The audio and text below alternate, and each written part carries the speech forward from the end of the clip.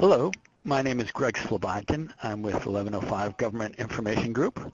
I would like to welcome you to today's webcast, Actionable Intelligence from Advanced Security Information and Event Monitoring Systems. Today's webcast is sponsored by NitroSecurity. It is also a timely topic.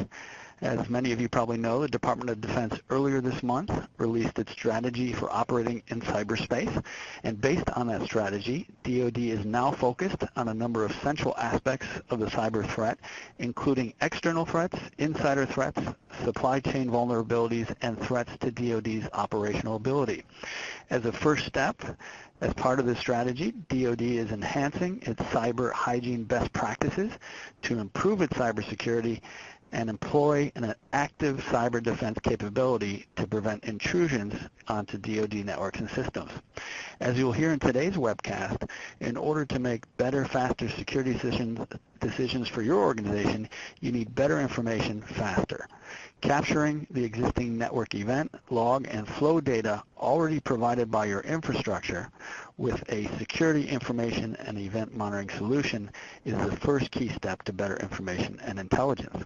However, real-time access to and analysis of the mountain of data security information and event monitoring systems collected is needed for them to be effective threat detection and incident response tools.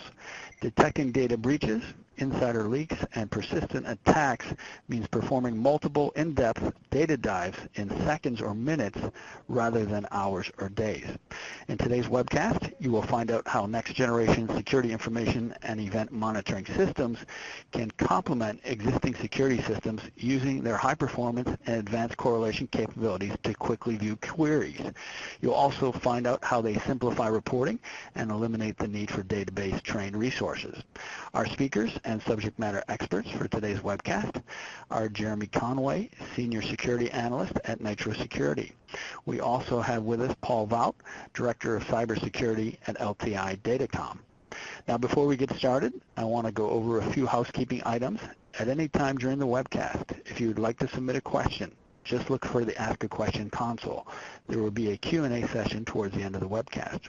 As a reminder, please turn off your pop-up blocker before the start of the presentation so you can optimize your viewing experience. Finally, after this session is complete, we will be emailing to everyone a link to the archived version of this webcast so you can view it again or share it with a colleague. I also want to let everyone know that today's presentation slide deck can be downloaded at www.nitrosecurity.com/webcast, as well as from the webcast console that appears on your screen. And with that, I'd like to turn it over to Jeremy from NitroSecurity. Thanks, Greg, for the great introduction and getting us kicked off. I'm pretty psyched about having this podcast or this webcast here with Paul. It's not very often that we get to do them joint efforts with other people, so I appreciate Paul joining us and contributing with this. With that, I'll go over what we're going to go today. Actionable intelligence from advanced SIEM systems. You've already done the introductions, but what we're going to talk about today is identifying security challenges facing agencies today.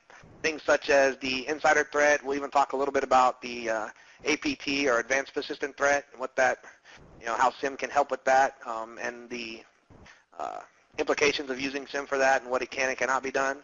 We're going to talk a little bit about the current workflow for identification and mitigation using SIEM. We'll talk about how you evaluate existing tools and work processes to make SIEM work for yourself. We'll get into understanding why SIEM works for gaining posture and insight. We'll go over like fact versus fiction and what SIEM is and isn't, because there's a lot of claims of what SIEM can do for you and can't do for you.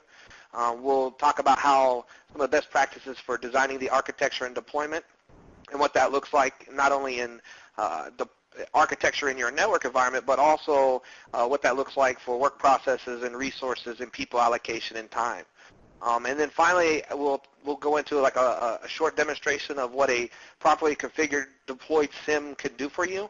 One of the examples we'll go over is an ACTV command and control spam bot. But before we get into that, I'll tell you just a little bit about NitroSecurity. We're a real-time security compliance solution vendor. We provide integrated SIEM and log management with unmatched speed and scales. We have, what our claim to fame is, we have a unique database and application monitors. Which provides us the ability to bring content awareness into SIEM, not just context. So the raw logs that you normally have that provide context to a SIEM, we can enrich that with content or application-aware data. We also have a family of IDS, IPS. We're certified for the defense and critical infrastructure. We're on the DoD Unified Capabilities Approved Product List. With all those features and how well we do that, we've experienced extremely rapid growth, averaging about 70% annual growth over the last 3 years, and we're reaching over 500 enterprise and government customers. We support that with a headquarters in Portsmouth, and we're also worldwide with an office out in London. So our backbone, or what makes NitroSecurity so much different than any other SIEM out there is our unmatched speed. We have the industry's fastest SIEM. What does that mean? Well, in many cases, we're 100 to 1,000 times faster than current solutions. And what that means to the end user is our queries and correlation analysis can be done in minutes and not hours.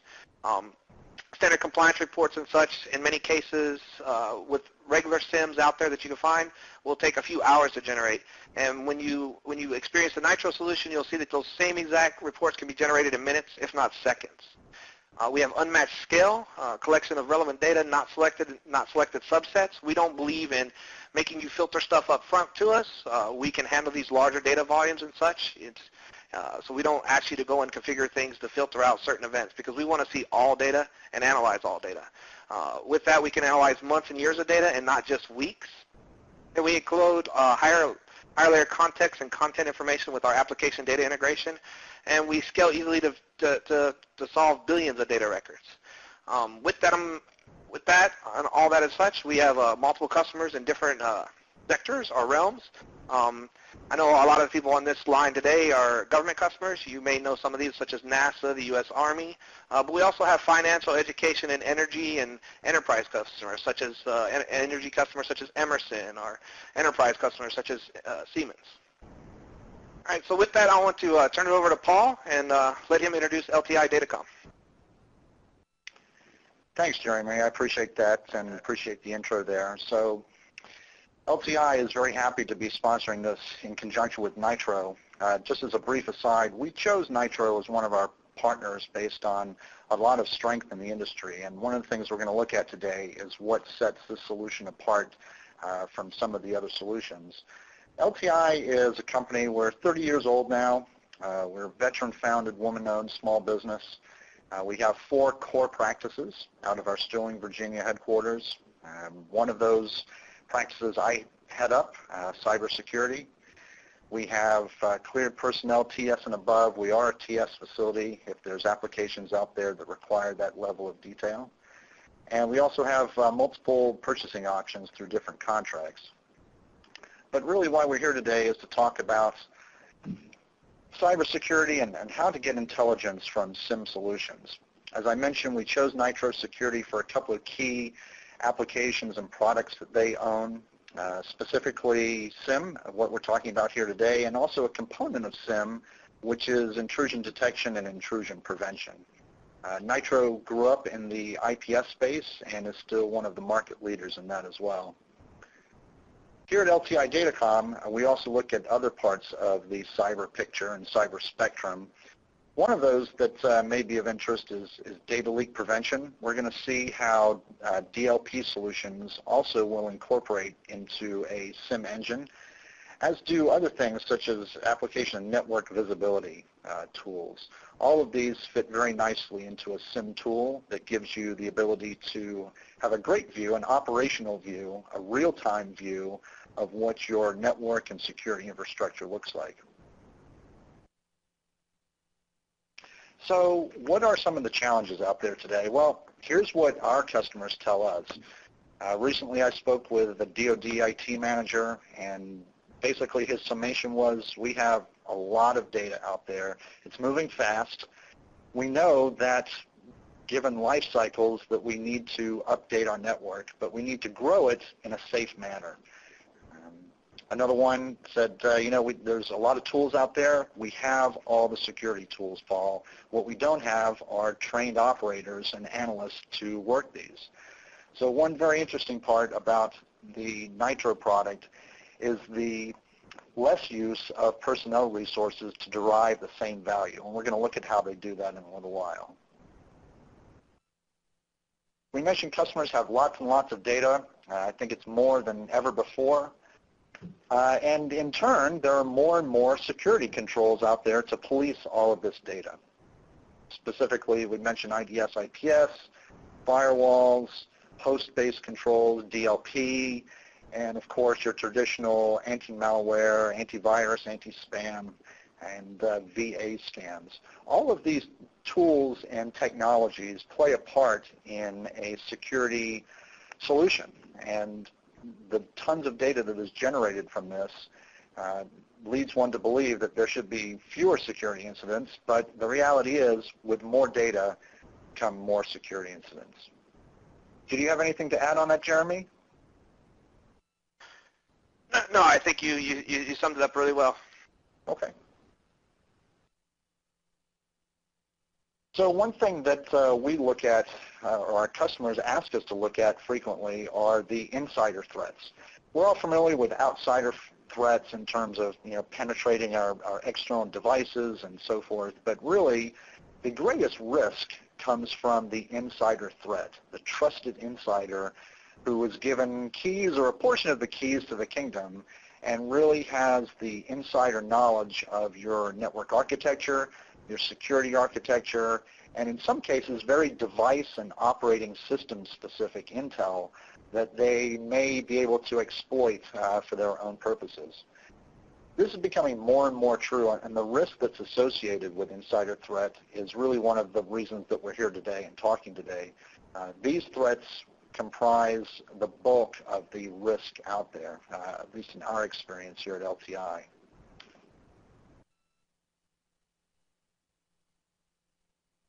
So we talked about DLP solutions and how they might play into SIEM. So let me just give a brief scenario here for how traditional network monitoring looks at these threats in your environment.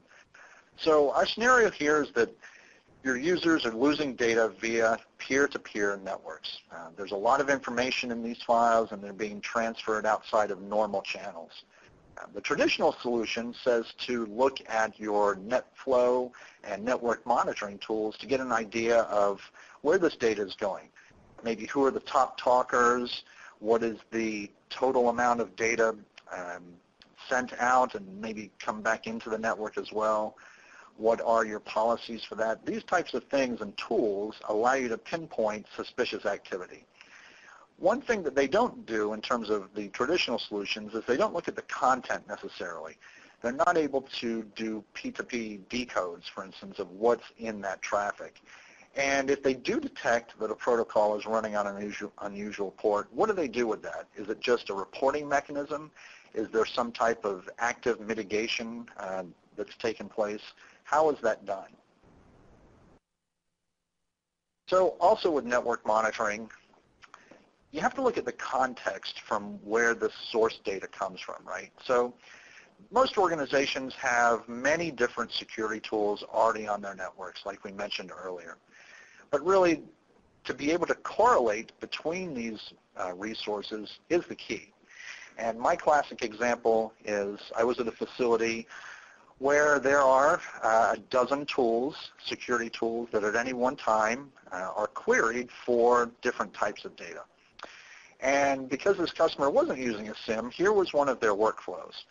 So when an incident occurred, they were unfortunately left with the only solution to look at all of this data was to print out their logs and line them up, line these logs, these paper logs, up next to each other on a conference room table. They'd then take a highlighter and they would highlight the relevant timestamps from these different tools. So basically you have a big yellow, fat yellow line going all the way across your conference room table. Now, the upside, right, is that this was a solution that worked for them. It was painfully slow and it did not scale, but because they were able to look at those different tools, they got a better operational picture of what was going on in their environment, and they can make some decisions based on this type of information. This is the key to any SIEM solution, the ability to correlate information from different sources in a real-time fashion that gives you that actionable intelligence on your network. Jeremy, did you have anything here? Sure, I can. So, like you said, that's a really good solution for them, or it wasn't like a great solution, but it worked for them. And one of the challenges of most SIEMs is the same thing that company struggled with, and that it was that they had content awareness, right? So they knew, or they had context awareness. They knew exactly what was in those raw logs, and they could correlate it based on timestamps and those things. But what is missing in a lot of SIEMs is the actual content of what that log means. So a log entry itself, when you're lining them up and you're doing analysis, even when you have other types of SIEMs or you have log analysis tools or log data mining tools, they only tell you what was actually in the log itself. And normally there is absolutely no logging standard, so it's up to the application developer to decide what they're going to put in these logs. With that, any type of correlation, whether it be manual or automated, can only correlate the data that's presented to them. So in a lot of SIEMs, as you're looking at these, and you'll see best practices of how to evaluate them and compare them and stuff, one thing to look at is what are they looking at in the sense of content? What can they add to the logs? How do they enrich them? Is it that they can just identify, like on the last slide, the P2P network and tell you, hey, there's a P2P network going on, and that might be bad? Or is it they can look inside that P2P network and then look and see that, say a RAR file was transferred, inside that RAR file was multiple Word documents, all of them being classified information. It's a lot different than just your regular context kind of thing where you say, oh, yep, there was BitTorrent, but I really don't know what that BitTorrent was because all I know is it happened. It happened on these ports, this much volume, but I really don't know what was in there. Where a more advanced SIEM that can look inside and look in those applications and decode all those individual things has that additional information to correlate stuff on. It saves you time in incident response. It saves you time in chasing down false positives. It also allows some of your policies to be just a little small or a little bit looser, and that instead of banning all P2P stuff or any kind of BitTorrent stuff that maybe somebody utilizes to download legitimate ISOs of, say, software or other things, or the exchange, you can open those up a little bit and be confident that you're looking inside of those protocols instead of just locking everything out. So you don't want your SIEM to get in the way of your business processes. You want it to support it, and you also want it to be able to speed up your security incident response and such. Thanks, Jeremy. Great point. And that actually flows really nicely into the next slide. So I think the least sexy, if you will, aspect of a SIEM is identifying what your work process is for processing these events. But really, it's the most important part, right? So what is the workflow that your organization has when security incidents happen, be they of a lower priority level or a high priority? Is there a known process, or is it like we've seen in some places where it's basically controlled chaos?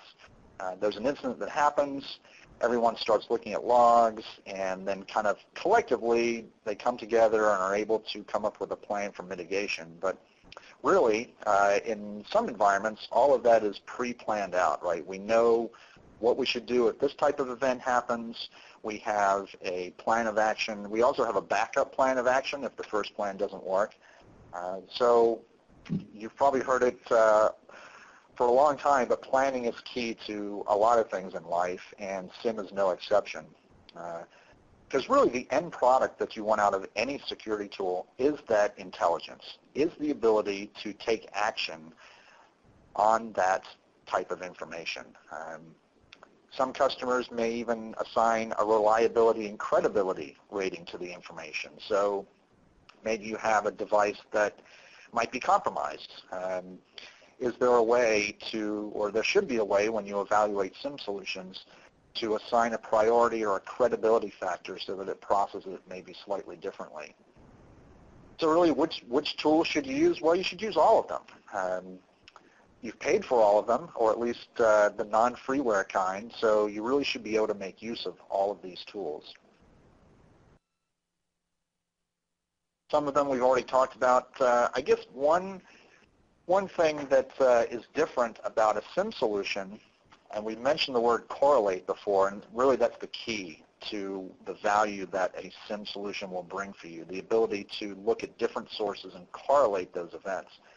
One example is the physical versus logical access model. So what do I mean by that? Well, we worked on a requirement for a customer where personnel were observed logging in with their CAT cards, but when we went back to look at the physical access logs, it turns out that some of these users had not crossed through the physical checkpoints required to get to their workstation. So the question became, how are they able to log into their workstations at work if they haven't physically gotten into the building or passed through these checkpoints? This is a perfect situation, one of the perfect situations for a SIEM tool. The ability to say, okay, I have a rule in my SIEM engine that says if user John Doe has not passed checkpoints A, B, and C, he will not be allowed to log in with his CAT card. Some environments might have that requirement. Maybe that's a little too stringent for others, but you might want to take a look at that. In a slightly less secure environment, you might say the same thing for VPN use. You might have a rule that says, okay, if I see that Mary Smith VPNing from London into headquarters back in Detroit, I shouldn't be able to have her in Texas doing the same thing, right? So the example there is credential sharing among users. Typically, that's not something you want to allow. That's a perfect example of how a SIEM would be able to correlate some of the tools you see here on the slide to look at policies like that. So in terms of understanding SIEM and understanding what it is, security information event management basically is a set of technologies for log data, for retention, for analysis and workflow. And the normalization part is a key. And I think, Jeremy, you had a real good point yesterday on normalization. Would you care to share that? Yeah, you care to refresh me on what the point was? Oh, the categorization of dissimilar data. Okay. Yeah, I remember it now. Sorry about that. Yeah, so normalization, right? What's key about that? You have a bunch of different data sources that are similar, that do similar things, such as firewalls, VPNs. They produce these logs. So let's take something like an authentication record. An authentication record of like logging into a Windows domain controller or a VPN connection or maybe an SSH to a box or something. What that normalization allows you to do is those things get normalized into an event category. So you have a major category and a subcategory, and we'll see this in our demo. And what you can do is you can create correlation rules based off these normalization categories. So it allows you, instead of doing a correlation rule on every single event ID that comes into your system and having to do that, create thousands upon 10,000s of correlation rules, you can correlate on these normalized categories and say, if I had 5 failed login attempts followed by a successful login attempt on any device, no matter what it is, and you're pushing all these different 500 plus different types of devices in there, create an alarm or create an alert or notify somebody or something. And that allows you to take your correlation base and minimize it and let the SIEM do all the work for you. Is that the use case you're referring to, Paul? Yes, thank you. Perfect. All right. And really, in terms of what drives that level of detail to the organization, there are really two things, right? So compliance is one of those, but really we've already talked about the operational efficiencies that are gained by having a tool that collects all of this information.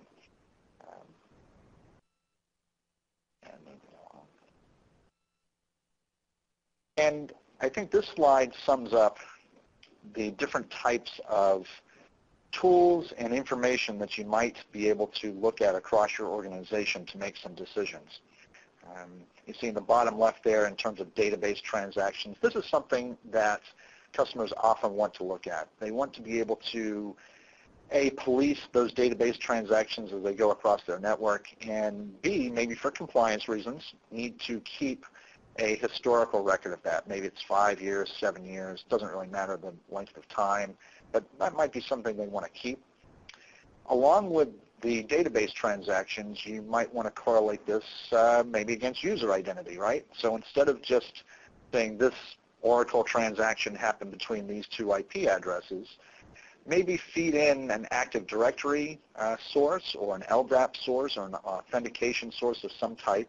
Say, okay, I am now looking at the exact user who accessed this database at a certain time frame. This is the machine they were logged into. Here are their user credentials, and here are the transactions. In certain cases, that's evidentiary information, right? If there's an investigation going on or someone's policing the network, that might be something that can help understand and prevent happening in the future. Location is another one.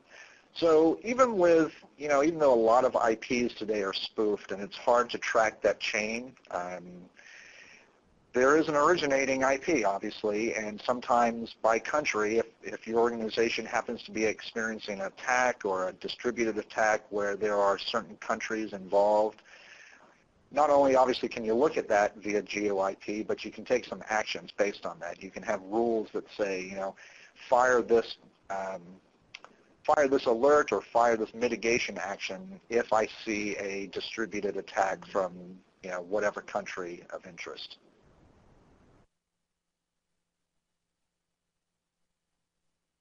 So very quickly, in terms of fact versus fiction, these are some of the things that when we first gone to talk to customers that we kind of help them understand what the differences are between maybe what they've heard about SIEM and what it's not. So what SIEM is not is it is not an analyst in a box. It does not replace someone being able to derive intelligence from looking at multiple screens. What it will do is it gives you the ability to automate a large and mostly tedious part of security operations, just collecting that data and going through the normalization and categorization of the data that's needed. If you give it the data, it will do a lot of the rest. APT, so Advanced Persistent Threat. There's not an apt button on a SIEM typically. It will protect you against the Advanced Persistent Threat in terms of being able to let you see the situational awareness. That's the role that SIEM plays. It can help detect it, but it can't protect against it on its own. There are other tools out there that deal specifically with advanced persistent threats. Some of them, maybe like a Mandiant, are personnel specific, where they have very smart guys that go out and look at the APTs that are out there, help customers diagnose them and go forward. Finally, deploying a SIEM makes you compliant. As we all know, it doesn't. A lot of the compliance standards are concerned with user activity. We want to know what types of access the users are gaining to data and whether these types of access adhere to a policy or not.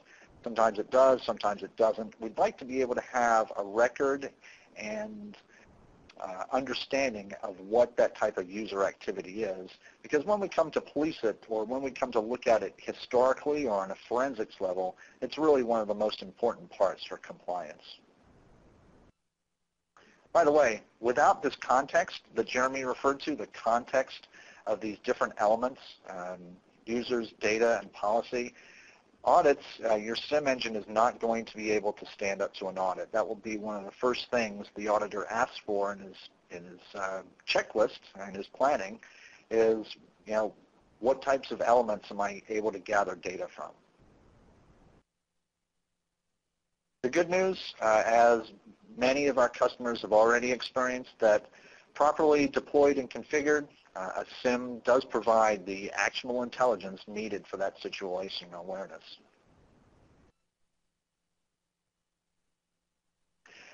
Now, I'm not going to get into the individual Nitro products here, but I would like to point out a couple of key players in a SIEM architecture. So At the top there, you see we have the NitroView ESM. Think of this as the manager and the main engine for analysis.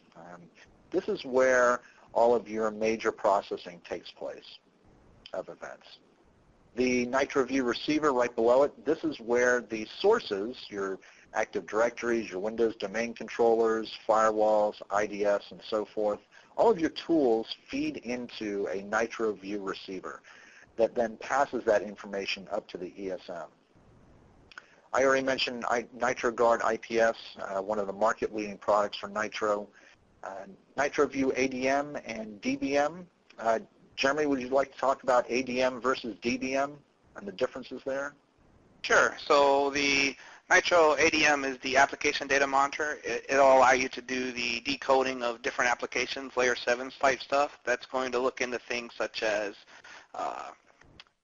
types of email that's going on in an environment, types of chat session, web traffic, the P2P kind of stuff, and it'll do multiple decodes. So a good example of this is, let's say somebody takes a sensitive document, a Word document, then zips it up in a zip file and then attaches it to an email and sends it out, and it's a web-based email, and sends it out to themselves. What the Nitro ADM will do is decode that on each individual level and detect those different things. The Nitro DBM does the exact same thing, but only for database monitoring. It captures full session, captures all the statistics around the activity from login to log out of what the user or users or applications are doing with the database. So if you ever get a chance to look at NitroView's DBM, one of the interesting things that it does is it captures the entire session. So when you pull that entire session up, you'll see the initial authentication, the select statements, the insert statements, the everything line by line, every single transaction until that user logs out. So it keeps all that together.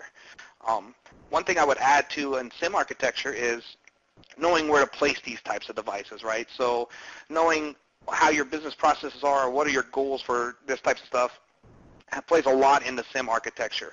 There is like no one single solution where you just drop a turnkey like deployment strategy into every environment it works. The placement of where you put your IPS and the placement of the application data monitoring, it's very common to put those things at like demarc points. Common places to put the database monitoring solution is just right in front of the databases. But they're key to understand because what they see is what you're going to get out of them. If you place them in the wrong places, you may not see the visibility you need in your network. So if you have inner networks that are connecting one another and you have applications that you want to monitor between those, you may not put the ADM only at the demarc point. You may also put it in those internal connections to watch that. Or if you have a user VLAN and an application VLAN and you want to watch those transactions occur between the two, you would have to put it inside those things. So SIEM architecture, you got to have a pretty good understanding of what's going on in your network to make it successful. There are some SIEM failed cases that we've gone into from Nitro and replaced failed implementations where the design was just really bad. We try not to do that. So, got anything else there, Paul? Nope, that's good. Thanks, Jeremy. I think finally, just prior to getting into the actual use cases, what are some of the deployment guidelines? And we've touched on these briefly already. Basically, it's very important to know what is going on in your own infrastructure in terms of what sources do you already have that can be leveraged into a more overarching type of solution. So like we mentioned, most customers have logs that are being collected on their network in terms of on the devices themselves, be they firewall logs, routers, host-based solutions, and so on. Really, the ability to have all of this information in one place and to be able to do further analysis and forensics when necessary is really the key. So collect all of the important data. Every exception is truly a compromise. You never know what you're going to need a month from now. And typically, I think syslog is one of the culprits of this. So some of our customers have syslog turned on and forwarding to syslog servers already. Because of the just sheer amount of information that syslog can generate, sometimes filters are applied. A lot of times filters are applied to weed out the lower level types of information. If you get into the process of deploying a SIEM, look at that very carefully. Really look at your server logs and what information is being passed up so that you know that you're not missing out on a key component of that information. So we'd like to get now into some use cases, being able to turn your static logs into actionable intelligence. And Jeremy is going to take us through a couple of examples here. All right, Paul, thanks. I think you covered SIEM fairly well. The use cases, they're kind of generic, but they're based off of real use cases. Obviously, there is no such thing as Yo-Yo Inc., but we'll go through it. Basically, we have a corporation here that has they discovered that some of its internal client computers had recently been compromised to take part in this HTTP command and control botnet. They had a really high-speed analyst who created some simple correlation rules based off of what he analyzed of this initial infection, and it enables them to identify the high-risk activity in a very short amount of time using SIEM. So by combining correlated events with normalized events, this Yo-Yo Inc. has reduced their amount of time it would take for an analyst to investigate incident classification and the impact it has on the business processes for that organization. Let me show you what a simple correlation rule for this activity would look like. And this has to do with the normalization we were talking about before. So each one of these little D-shaped objects are what you call an AND gate. It means that everything on one side has to happen before you have a positive output on the other side. So if you look at the very top one here, the one that says internal IP within 10 minutes, you have a malware event coming from a non-HTTP server, and you have HTTP traffic source port 80, meaning that it's basically serving up HTTP traffic on that port. Malware event, that could come from anything. That could be AV software, that could be your IPS IDS, that could be an application-aware firewall, that could be anything. The non-HTTP server, that's usually a variable defined in the context of the SIEM. And then the HTTP traffic identification, you'll need something like an application data monitoring that can actually see that the traffic happening on port 80 is HTTP. If all that occurs within 10 minutes, you have a possibility of an HTTP bot. If you look at the bottom one, you have another one. It's a malware event, a non-SMTP server, and then be a little more specific, we said a firewall SMTP port 25 outbound activity. So now we're looking at any type of firewall having port 25 outbound activity. So if anything, that's one of our clients sending sending email. That's probably bad. So just those two would be a good correlation rule. But if you add the malware event in there, you have a possible spam bot. When those two correlation rules trigger within 10 minutes on any single internal IP, you have a possibility of having an HTTP command and control spam bot, where the spam bot is receiving its configs and its commands and such over HTTP channels to get it in and out of your ingress-egress filtering and being able to send spam. So what would that look like in a SIEM? This is what the correlation logic would look like inside of the NitroSIEM. It's very basic drop and drag or drag and drop like construction. You define an AND gate. You pull in the additional correlation rules, which you'll see in green here. It's very easy to do and navigate. This is what the rules look like inside of those individual correlation rules. So you see at the top, the correlation rule is normalized event by the ADM of a non-HTTP server acting as an HTTP server. And you also see a non-HTTP server acting as an HTTP server with the content awareness, right? So we also have, for the spam bot detection, you have correlates malware event followed by normalized miscellaneous authentication, which is, again, the normalized taxonomy. That means it can come from anything. But we're looking specifically in the firewall. All this has to occur. In the interface, if you ever get a Nitro demo, you'll see it's just drag and drop. And we're showing that it's not only that both these occurred, but it happened in a sequence, 1, 2. So all that happens, this is what the incident responder would see, or this is the dashboard that would be seen. We have this nice little dashboard called the incidents dashboard view. If you look over here, you'll see a little gauge, which is kind of eye candy, but it says total events. There's like 3 million events occurring on this network. Of those 3 million events, Nitro has been able to correlate and prioritize 2,543 events. So it's reduced that set of 3 million events that an analyst would have to look at in, like, say, a log management solution down to 2,543 events of interest, things that have correlated or triggered things. What we're homing in specifically here is we're looking at the two correlation rules where you see the spam bot triggered and the HTTP bot triggered, and also the HTTP command and control bot. So you have multiple triggers of the individual rules, but at least one of them triggered both of them within 10 minutes. The other interesting thing of this dashboard is each one of these components gives a highlight of an overview. And when you click on any one of these components, all the other components update to reflect that. And I think we'll see that in the slide demo. So if we click on that HTTP command and control spam bot, and we can expand the details, we'll see that it's only relative to these source and destination IPs. We can expand that window and then drill right into it to see the correlated event details, which will give you individual details for that correlated event. What is really important, though, in any correlated event is just I need to know what the source events or what those individual source events were, so there's a tab for that as well. And this is all from that same single screen. I just blew up that small component for the actual demo here. As you can see, there's multiple correlated events. The one we'll look at first is an IPS event. One of the things that SIEMs does is adds geolocation data, or it can enrich your log data, right? So inside this IPS event, there was no geo information, but as the SIEM processed it, it attached that, and we can see that we have a geo IP pointing back to Finland. We can also, in this individual interface, by just surfing the different tabs, we can make sure that, hey, is this IPS event really accurate? Is it a loose IPS event? Is it prone to false positives? Is this an ad server and not really a bot? That kind of thing. So we'll pull up the IPS signature, just look at the description.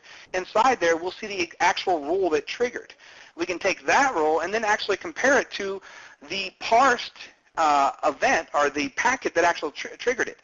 You can look at this in two ways. The one that's on the screen right now is we've parsed it out and kind of decoded it for everybody so that you can see the actual GET request, and you can see that the signature that was on the before with the M equals and A equals and OS equals and this PCRE, regular expression, actually matches the packet correctly in the right place.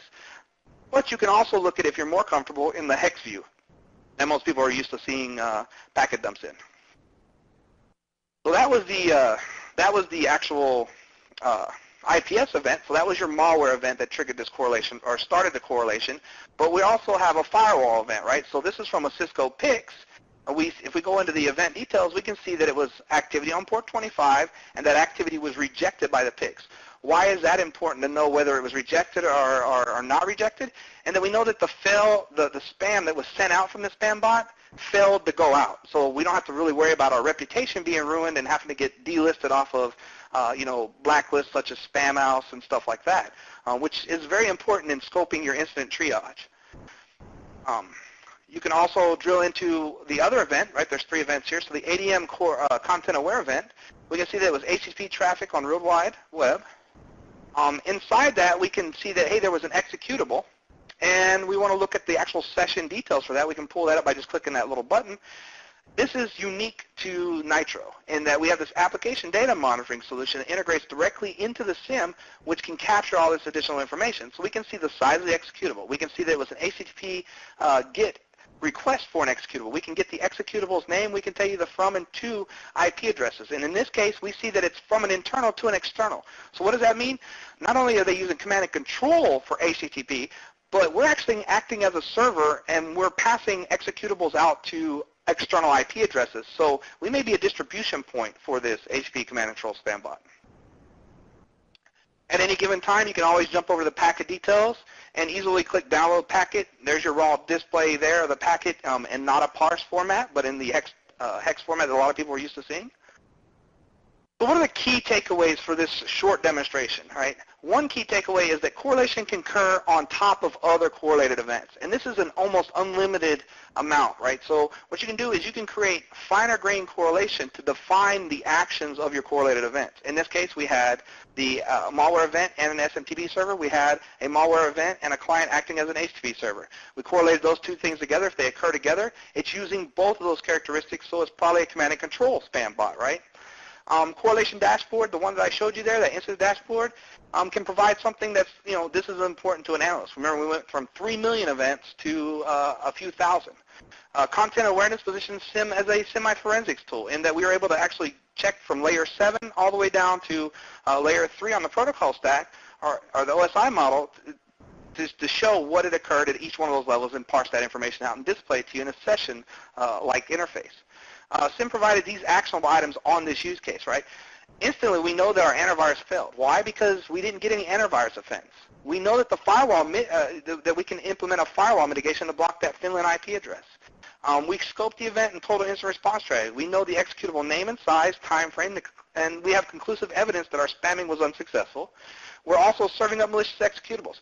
So we're able to scope that entire event and then check and see if those heuristics happen anywhere else in our environment and start informing the right people. Like we might want to go contact the people that we sent those malicious executables out to, look up their IPs, do with a simple who is, which you can do in the interface, finding out who those administrative contacts are, sending emails over to them saying, hey, we may have spread malware to you. You may not do that. It's all based on your company policy, right? All right, so SIEM speed in this case isn't how quickly we could drill through the data, which was really, really fast, but how fast we could automate the forensic investigation for the person with some really interesting correlation and normalization and content awareness built around SIEM. You have anything to add here, Paul? Yeah, actually, thanks, Jeremy. So as I mentioned earlier on, one of the reasons that LTI is partnering with Nitro is for the sheer speed at which we're able to return events and event queries. So in some competitive solutions, we've experienced the following. The SIEM tool, the SIEM engine is deployed as normal, as we've kind of outlined in the architecture and as Jeremy has just been speaking to. And everything's fine. You're going along in the day, you're receiving all of your events, you're correlating, you're being able to take care of your work processes and so on. Here's the challenge. So with some solutions, when you go from that type of model, from that type of a use, and then you start querying data over, say 30 days old, for instance, that's when things start to slow down a little bit. And I've experienced this with many different products. I've never experienced it with Nitro, and it puzzled me for some time before we were a partner. And then when we started to look at the architecture, the hardware architecture of the box that Nitro deploys, it's a very simple equation. Nitro chose to throw a lot of memory at the problem. And while they do have a very fast way of indexing their database, and they have some other IP, meaning intellectual property, that goes with their product, for us as an outsider kind of looking in and peering into the orange box, 500 gigs of RAM can go a long way to being able to quickly and efficiently gain that type of intelligence from all your data. So as Jeremy says, the SIEM speed is a compilation of a couple of factors. For us, the pure hardware approach was a great approach for us. And looking at the time, Jeremy, would this be a good time to open it up for questions? No, I'm going to go through. I got a little bit more to go. I'll speed it up just a little bit. We'll be probably 8 minutes of questions. All right, so one thing I want to point out there was that was a simple correlation logic, right? That can be expanded onto a much larger scale. So this is that same subset of AND gates on a bigger scale. One other use case I definitely want to get through. I'm going to kind of move really quickly here, but I want to show you how you can identify slow and low data exfiltration by just pivoting on not only event information that's collected by SIEMs, but the flow information that's connected by SIEMs. So this is that normalization taxonomy that we were talking about, right? So on the very top of your screen here, you have these policy events, authentication events, suspicious activity, exploits, malware, X, Y, Z, all the way. Each one of those is broken down into a subcategory. So in this case, we're going to look at it like a compliance thing. So we're looking at authentication, passwords, and just so happen we're going to investigate weak passwords on the network. We click that, we see that everything updates on our dashboard. We want to pick the top offender. We pick that top offender. We can then filter everything that top offender did, not just his password events, but everything else that this person did by simply putting it into a filter and clicking refresh on our screen. Our screen refreshes. Everything's normalized. We can see right here that he has some other interesting events, right? You see some protocol anomalies. We see the weak password thing. We see FTP. We see a large file transfer. We see other anomalies, HTTP, double inspect, DV Unicode stuff, right? All these weird oddities surrounded some of these very common protocols. But we want to drill into, well, there's anomalies happen, but we also have this large file transfer. Anytime you have a bunch of anomalies and you have a large file transfer, I would probably check out to see what that large file transfer is. Could be something of interest. So we'll investigate that. We just basically still in this exact same view. We can just drill into it. We'll expand that window. We'll click on the actual event itself. We can see that this large file transfer went to China. That should send off some more alarms. We'll want to see what that is, what that actual file transfer consisted of. We can drill down into it because it was captured by our application data monitoring into the session information. We click in the session information, we can see right here on that same screen, this is just a pop-up that comes up, from layer 7 down to layer 3, right? We see it's a real wide web post, an HTTP post. We see how many bytes were transferred. Interesting here that we get the user agent, and we can see by just looking at it that they misspelled Windows, which is very common in malware and other cases, right? So we see a misspelled user agent. We see the URL, which actually uses the IP address and not a domain name, which may be another indicator of a compromise. And we see, you know, the actual file was there. All that was easily provided for us, right? That's grand. There's probably an incident there. We're probably going to send somebody off to respond to that. But what else is occurring here? Let's look at the actual events. How easy can you flip from the flow or the events over to the flows? In Nitro, it's really simple. You stay with that exact same filter. We just changed the view to show it. When you bring up that change of view, and I'm sorry, I'm going by really, really fast here, but when you change that view, it refreshes. We see a flow view, and we can see that that top IP address is that Chinese IP address, and we can see on a weekly basis or every night at 1 a.m. that exact same transfers occurs. All this can be done in just a matter of seconds, if not, or in a matter of minutes, if not seconds in Nitro. So some of the key takeaways here is that compliance policy violations can actually uncover higher security events. Remember, we were looking at compliance issue, a weak password thing, and we dove all the way into this guy exfiltrating data to China every night at 1 a.m. SIEM normalization provides quick operational overview for the analyst. It categorizes the events that are coming into the system, making it easier to respond, right? Content awareness, again, helps with the forensic part.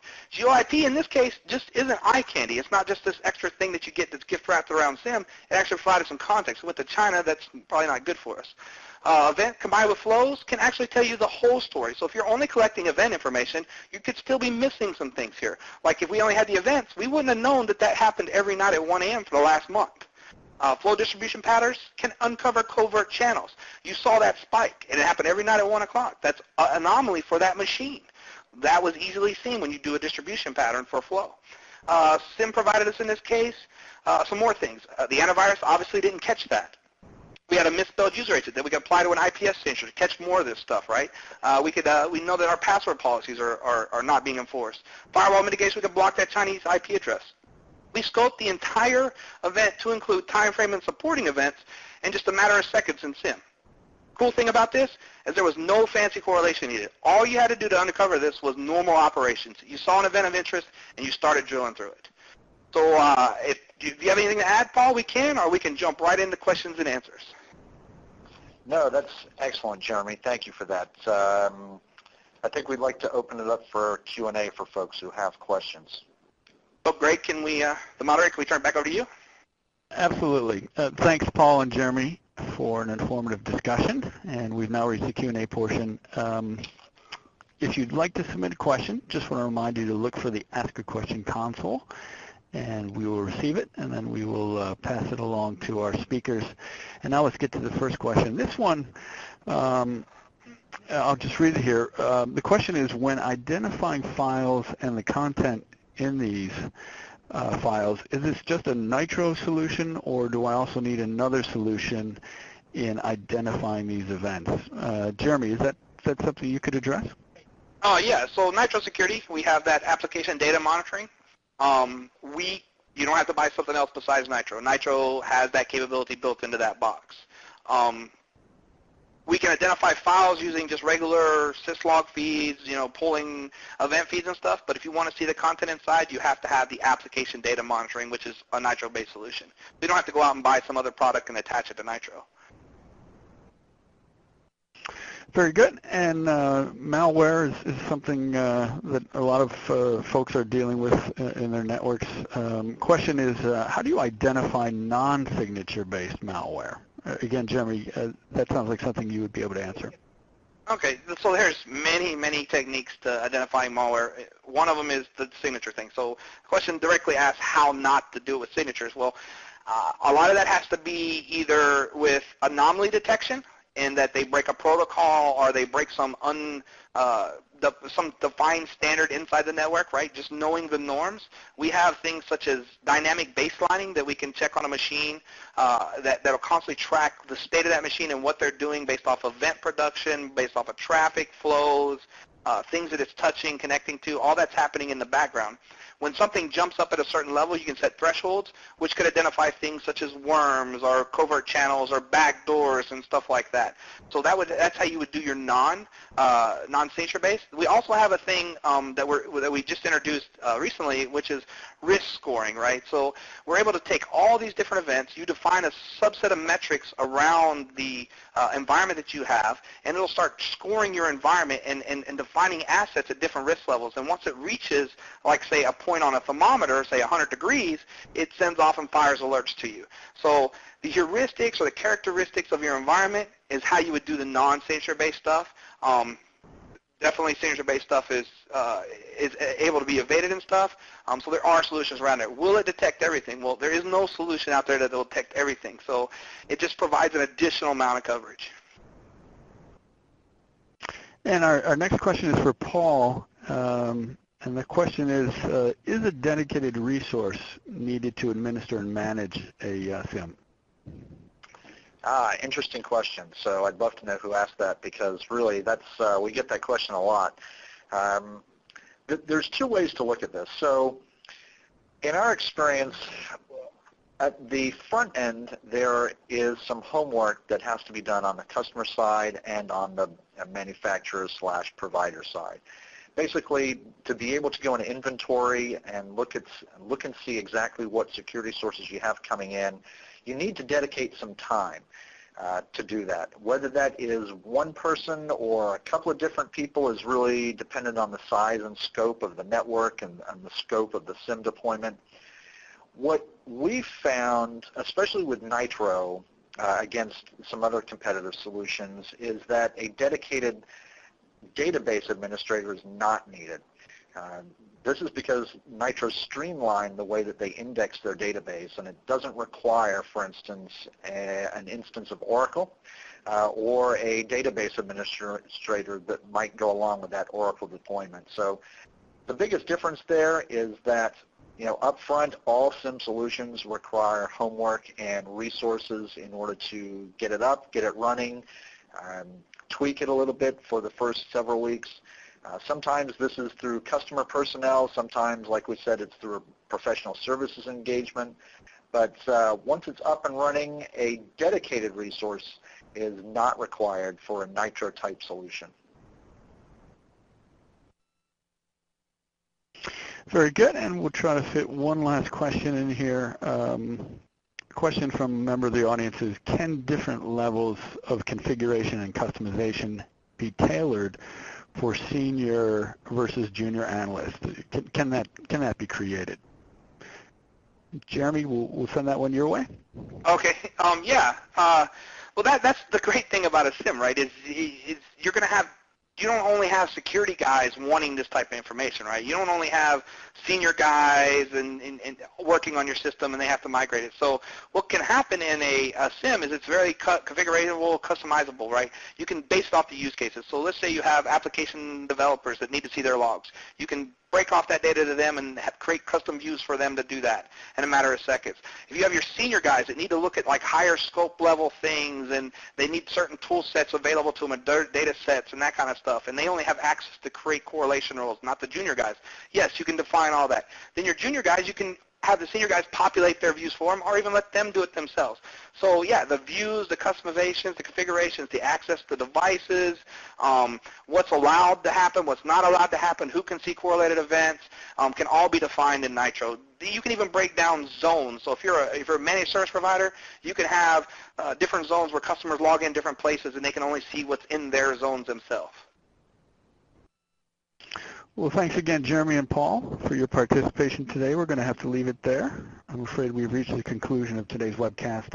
I want to thank the audience for joining today. And in addition, I want to remind everyone that in the next day or two, we will be emailing to everyone a link to an archived version of this webcast so you can review it or pass it along to a colleague. Thank you very much for attending, and this concludes today's webcast.